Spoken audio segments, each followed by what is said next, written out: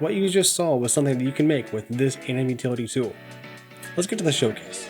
Hopping into DaVinci Resolve here, let's open up a Fusion composition in the Fusion page.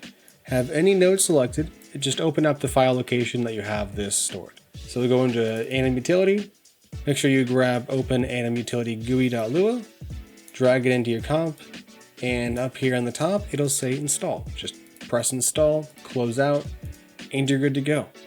If you come up here to Workspace, come down here to Scripts, Fusion Pixel Studio, Anim Utility, open Anim Utility GUI.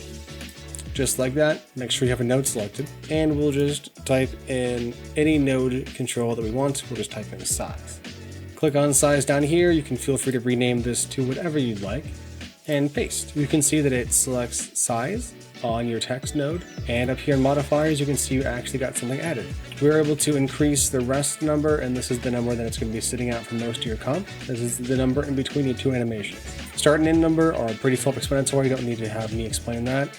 And then you can set the length of both the in and out animation, and also when they'll start and when they'll end. So pretty quick and easy to make some nice, simple, like in and out animations with this. If you want to make an animation that has multiple steps, you're able to calculate this instead from the end to the left. Calculate it from the start, and this is going to act just like the in number now. Before it was calculating from over here in this way, now it's going to calculate it from over here to the right this way.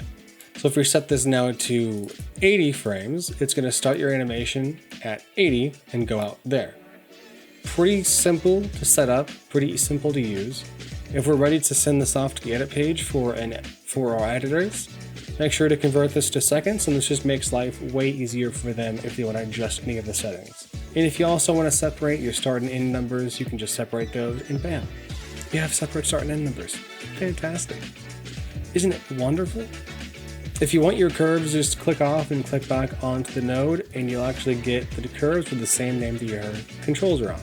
So click into there, change up your curves if you'd like. Pretty freaking cool. That was the showcase. More to come on this tool. Happy animating.